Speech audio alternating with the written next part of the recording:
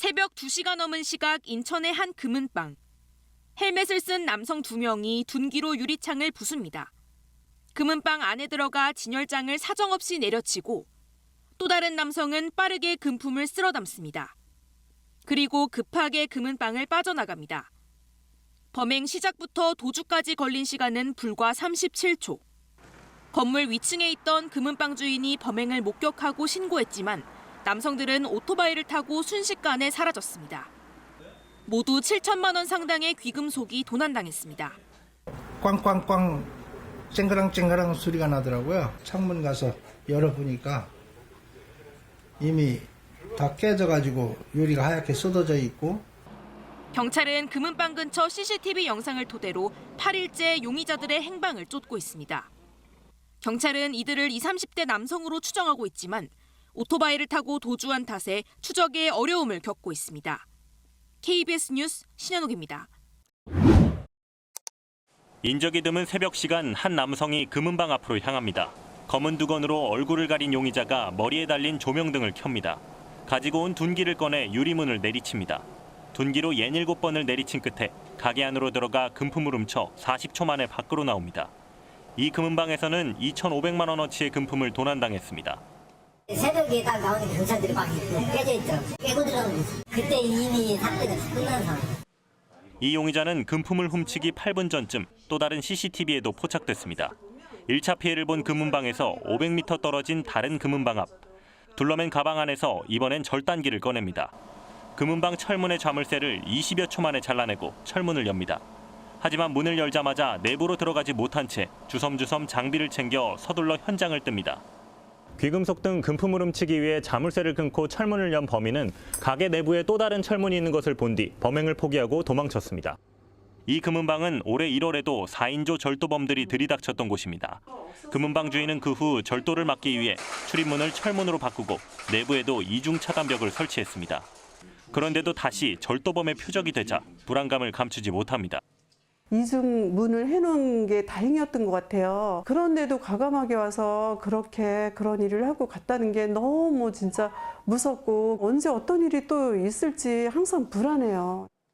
경찰은 이틀째 인근 CCTV 영상과 도주로를 분석하고 용의자를 추적하고 있습니다. KBS 뉴스 이유진입니다. 모자와 마스크를 쓴 60대 남성이 금은방 진열대 앞을 어슬렁거립니다. 매장 주인이 쳐다보자 슬쩍 멀어지더니 고개를 돌리자 다시 다가갑니다. 다른 손님이 나타나자 주변을 서성이다가 다시 진열대로 접근해 순식간에 귀금속을 빼내 숨깁니다. 물건을 숨기는 데 걸린 시간은 5초도 안 됐고 상가 밖으로 빠져나가 사라지기까지는 단 1분 40초가 걸렸습니다. 그때는 더 사람이 왔다 갔다 하는 사람이 있고 하니까 정신이 없었어요. 남성이 훔친 귀금속은 500만 원 상당. 매장에서 나오면 바로 도로인데다 인파도 많아 검거는 물론 추적도 쉽지 않습니다. 남성은 지하철로 도주하면서 비상 출입구를 이용해 교통카드 사용 흔적도 남기지 않았습니다. 경찰은 추적 8일 만에 남성을 붙잡았는데 출소한 지 석 달 된 전과 22범이었습니다. 훔친 작물은 대구까지 가서 모두 팔아치운 상태였습니다.